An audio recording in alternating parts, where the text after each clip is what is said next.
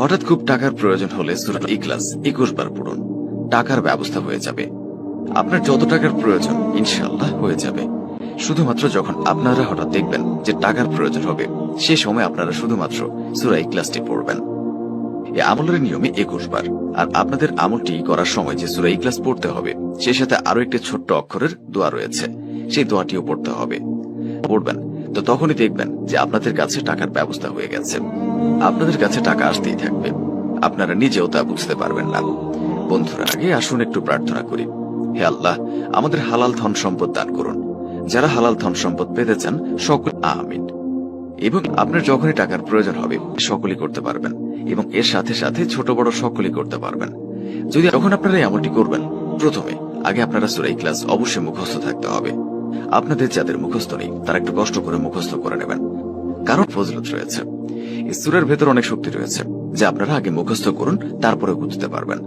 তো আর আপনাদের যে দোয়াটি 21 বার পড়তে হবে, সেই দোয়াটি মাত্র পড়ে শোনাচ্ছি। দোয়াটি হলো সুবহানাল্লাহ। আমি দোয়াটি আবারও বলছি, দোয়াটি হচ্ছে সুবহানাল্লাহ। এক শব্দের একটি দোয়া, সুবহানাল্লাহ। এই দোয়াটি আপনারা আশা করি সকলে জেনে গেছেন এবং বুঝে গেছেন। এই দোয়াটি আপনারা শুধুমাত্র সূরা ইখলাসের সাথে পড়তে হবে। তো কতবার পড়তে হবে সেগুলো বলে দিচ্ছি হবে। এবং সেই 21 বার পড়ার পর যখন আপনাদের কাছে টাকা আসবে, তো সেই সময় আপনারা যখন এই আমলটি করবেন, তখন কিন্তু কোনোভাবে সূরা ইখলাস ভুল করে পড়া যাবে না। তো সূরা ইখলাস এখন আমি আপনাদেরকে মাত্র একবার তিলাওয়াত করে শোনাচ্ছি। আপনারা সবাই মনোযোগ দিয়ে শুনুন। বিসমিল্লাহির রহমানির রহিম। কুল হুয়াল্লাহু আহাদ, আল্লাহুস সামাদ, লাম ইয়ালিদ ওয়া লাম ইউলাদ ওয়া লাম ইয়াকুল লাহু কুফুয়ান আহাদ। তো আশা করি আপনারা শুনতে পেয়েছেন সূরা ইখলাসটি। এটা হচ্ছে সূরা ইখলাস, খুবই ছোট্ট একটি সূরা, পবিত্র আল কোরআন শরীফের খুবই পবিত্র একটি সূরা। এই সূরাটি আপনারা কিভাবে পড়বেন? এমনটি তো আপনারা সকলেই করতে পারবেন, কিন্তু যখন আপনারা এই আমলটি করবেন, মানে শুরুতে আপনাদের আগে ওযু করতে হবে। আর এই আমলটির সময়ের ব্যাপারে আমি আপনাদেরকে ক্লিয়ার ভাবে বুঝিয়ে দেই। এই আমলটির সময়, অর্থাৎ কোন সময় আপনারা এই আমলটি করবেন, প্রত্যেকটি আমলের একটি নির্দিষ্ট সময় থাকে, যে সেই সময়টিতে আপনাদেরকে এই আমলটি করতে হবে।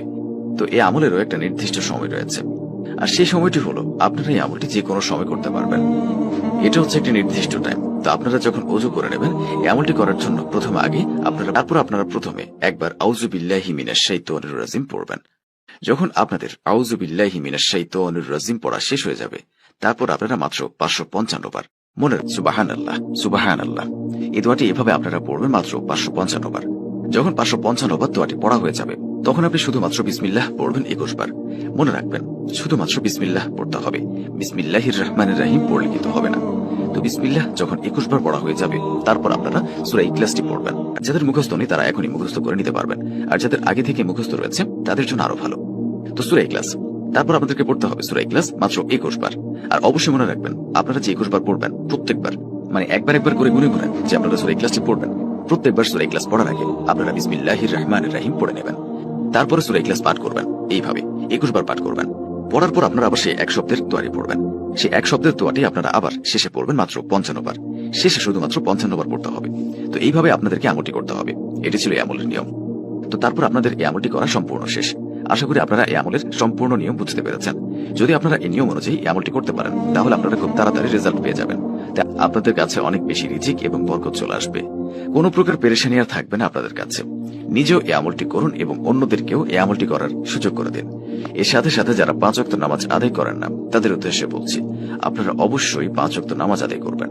কেননা নামাজ ব্যতীত কোনো আমল কবুল হয় না।